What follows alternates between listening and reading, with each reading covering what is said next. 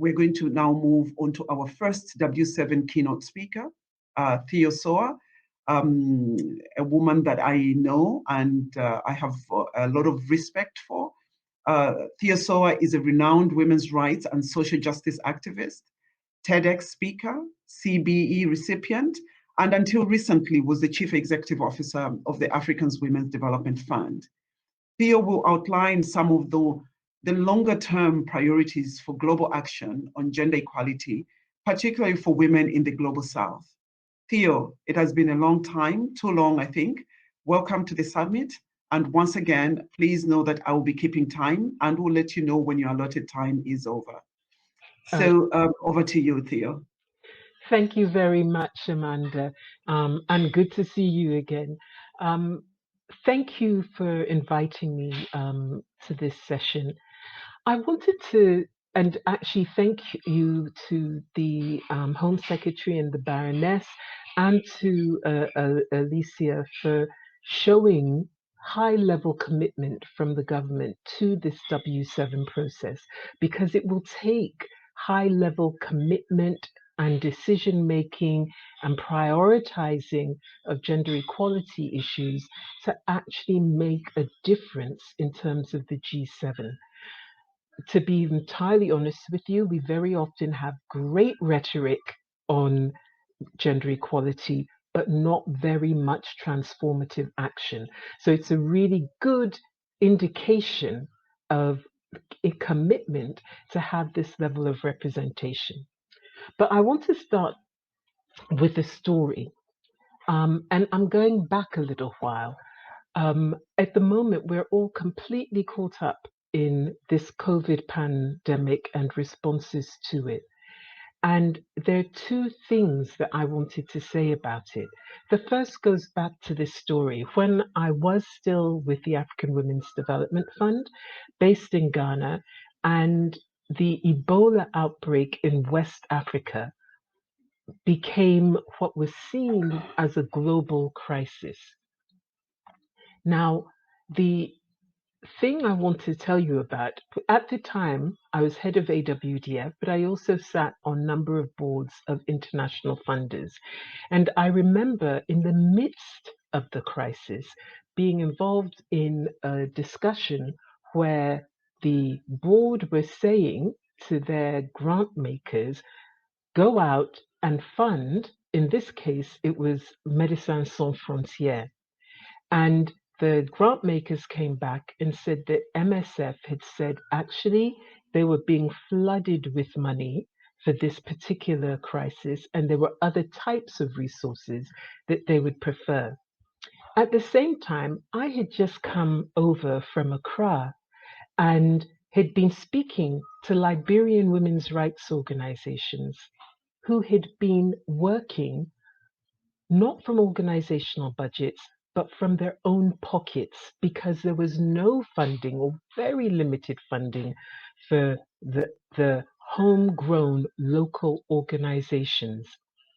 And to compound this, once the crisis stage was over, I was in forums where people were saying, MSF saved Liberia, saved Guinea, saved Sierra Leone from Ebola. Now, I actually really like and respect the work of MSF, and I think they played a very important role in overcoming the Ebola epidemic. But they did not save those countries. The people that saved those countries were women's rights activists and organizations on the ground. MSF wouldn't have had people to treat if women were actually not doing the triaging in their families, in their communities, and then working together with the very much needed resources of MSF. So why on earth would we fund MSF to such a high level and yet keep the local women's rights organizations underfunded? And one of the issues about it was that those local women's rights issues, no, they were not Ebola experts. Some of them weren't even health experts, but they were people who had worked with communities on the wider women's rights and equality agenda. Some had been working on education, some had been working on health, some had been working on the environment, some had been working on economic justice, but they were working with communities. So they had ways in, and they were trusted, and they had knowledge and could do the linking and bridging. Without those organizations, Ebola would not have been overcome in those countries. And I'm telling you this story because now that we are so focused on COVID, it is incredibly important that as governments, both in the global north and the global south, scramble to bring together financial and other resources and responses to COVID, that we understand that there is a wider agenda. One of the things that COVID taught me in speaking to some of AWDF's partners was that the COVID health pandemic actually simply highlighted and promoted the absolutely destructive role of inequality. It threw in our faces the fact that inequality kills. And what it made very clear to me was that the core feminist and women's rights agendas, which focused on dismantling oppressive and discriminatory systems, that focused on changing the power balances, on changing destructive economic relations, that focused on ensuring that justice across, whether you're talking about education, economics, politics, the whole agenda, that intersectional, integrated feminist women's rights and equality agenda is what we need to focus on.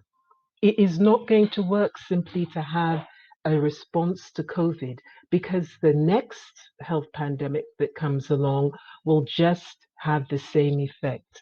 We need to look at our core agendas and we need to make sure that those core agendas are truly integrated.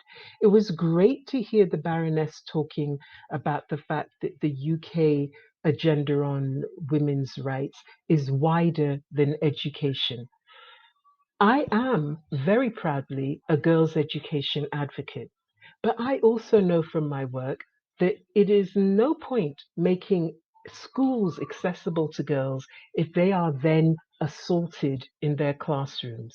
It is no point educating girls to the degree where they can make great economic or other choices in their lives if the economic glass ceilings crash down on them every time that they have a dream.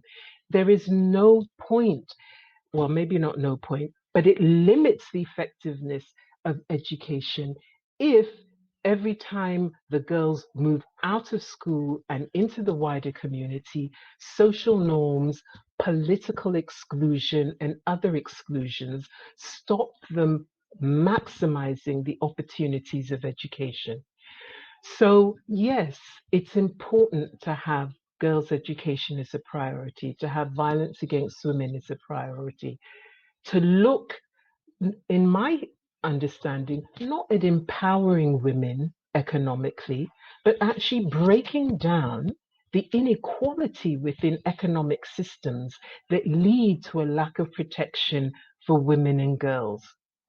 So we are at a point where everything in the world is looking very different. But you know what? For a lot of women, whether in the global north or the global south, the violence looks no different under COVID than not under COVID. The death from other health emergencies looks no different. One of the reasons I think that actually African women's rights activists have responded so quickly and more effectively to COVID is because these types of emergencies, these types of inequalities, these types of issues, this type of marginalization, whether it's on the basis of gender, of race, of differing abilities, of sexual choices or sexual identity or orientation. These are the issues that they've had to deal with every single day and for many, many years. So they know and know how to respond. So, what is it that our governments, our philanthropic organizations, we as women's rights activists should be doing? We should be helping those organizations to actually be able to continue with their transformative work. So, what I want to say before I finish is that it's not just what we fund and what should be that integrated, intersectional feminist and women's rights agenda. It should be how we fund. So, let's stop and change this travesty where only a tiny percentage of development assistance, philanthropic and also philanthropic resources find their way, particularly to Southern based women's rights organizations, but more generally, a tiny percentage finding their way to women's rights agendas generally.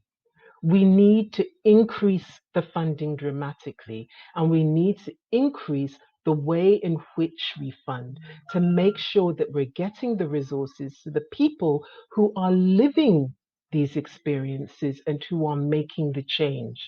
The Canadians have shown through women's and leadership, I'll be 1 minute. Women's Voice in Leadership and the Equality Fund that you can invest in women's rights. The Dutch have shown through platforms like Leading from the South that women's funds can help get effective funding to local communities, local women's rights organizations. We can do this together. We need to ensure that we are encouraging, that we are helping, that we are making sure that the UK government and the G7 don't just have the rhetoric about mainstreaming, but increase the total amount, increase the percentage of funding to make transformation possible.